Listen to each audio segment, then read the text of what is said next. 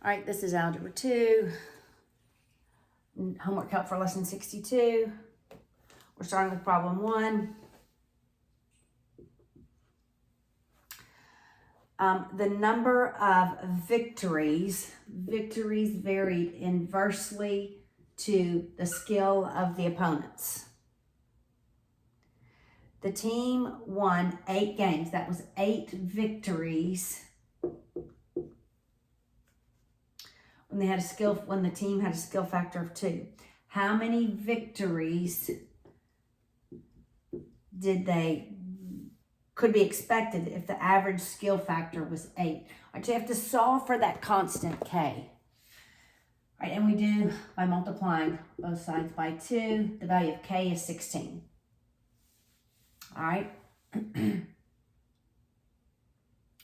So we plug in for K 16, so they could expect 2 victories when the skill factor was 8. All right, that's problem 1.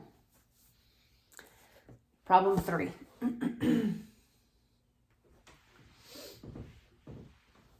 right, the vial contained 40 liters of a salt 5% solution. So 40 liters. How much salt 20 should be added? So we're going to add salt 20 in order to get a concentration that was salt 10. All right, so we have 40 liters plus salt 20 is salt 10. That's how much. Now we have the weighted. And when I get to the weighted for salt 10, this is what I'm going to substitute in for salt 10. All right, so 0.05 times 40 liters of that salt 5%. We don't know how much salt 20 we have. We want to end up with salt 10. For salt 10, I'm going to substitute in 40 plus salt 20.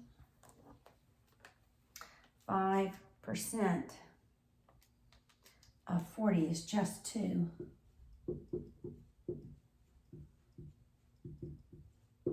For salt 10, I'm substituting in 40 plus salt 20. I'll distribute the 10%.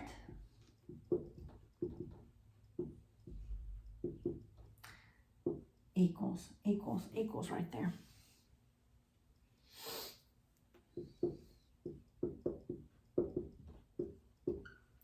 All right, I'm going to move my constants to the right, to the left. Yeah, to the right. There we go. And I'll move my salt to the left.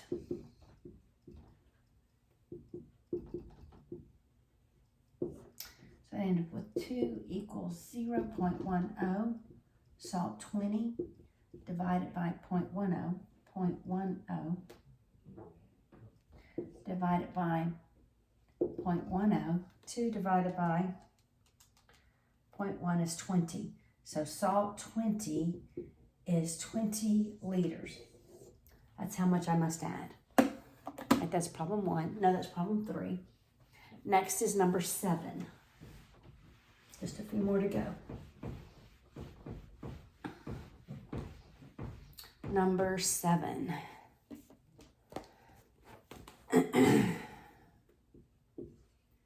Convert negative 2r plus 5u to polar. So we want it r theta.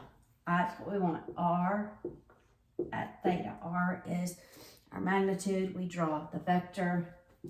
It's to the right negative 2 and it's up 5. So I'm in quadrant 2.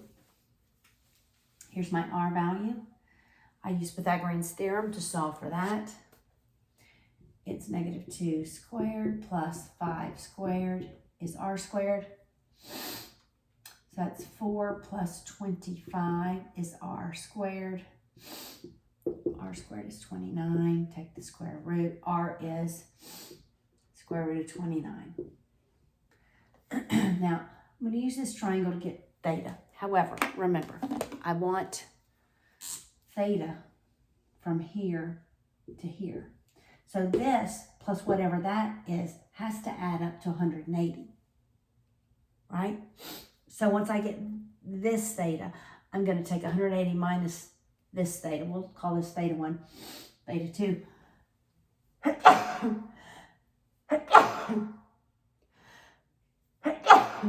Excuse me. And always when we're going from rectangular to polar, we always use the tan. All right, so tan of theta is, and we do not have to take note of the plus or minuses. That will become clearer next year. It's opposite over, I've got the sneezing now, 5/2. Excuse me. All right, when we do the inverse, it's the inverse of the ratio equals the angle. Did you have my calculator? So theta is 68.2 degrees, right here. 68.2 degrees. All right, so this plus the real angle has to be 180. I'm going to go ahead and write that down.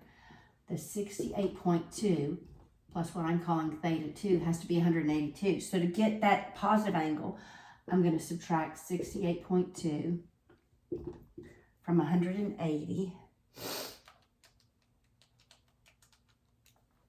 And it's 111.8 degrees. All right, that's number 7. 2 more to go. Number 23.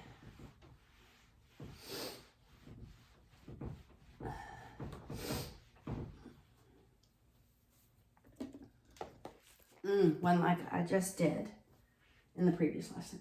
All right, so it's 3 square root of 2 over square root of 5 plus 5 square root of 5 over square root of 2 minus 3 square root of 40. 40 is 4 times 10. I'm going to unsquare the 4 as a 2. I'm going to rationalize the denominator. This first one, I'll multiply by square root of 5 over square root of 5. The second term, square root of 2 over square root of 2. And so I end up with 3 square root of 10 over 5 plus 5 square root of 10 over 2 minus, I'm going to unsquare that as 2. That's 3 times 2, which is 6 square root of 10. Now I go to a common denominator. It's going to be 10. So I'm going to multiply this term by 2 over 2. Second term by 5 over 5. Last term by 10 over 10. First term ends up being 6 square root of 10 over 10 plus 25 square root of 10 over 10 minus 60 square root of 10 over 10. So we have 6 plus 35, which is 31. 31 minus 60 gives me negative 29 square root of 10 over 10. And that cannot be simplified. All right, last problem, number 26. All right, find the measures of these angles. All right, these are secant lines. When the secant lines intersect on the inside,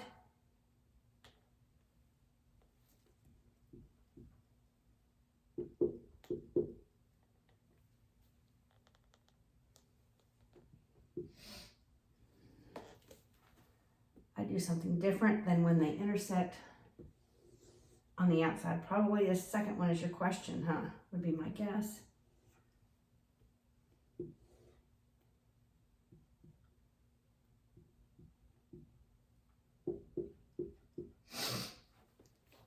Okay, so for this first one, when they intersect on the inside, I add and divide by 2. So be the intercepted arcs. I add the intercepted arcs, divide by 2. 68 plus 58, I divide that whole value by 2. So it's 63 degrees. When they intersect, when the secant lines intersect outside the circle, I subtract the intercepted arcs and divide by 2. So it's 160 minus 52 divided by 2. And I divide that by 2, and so that's 54 degrees. Last problem. All right.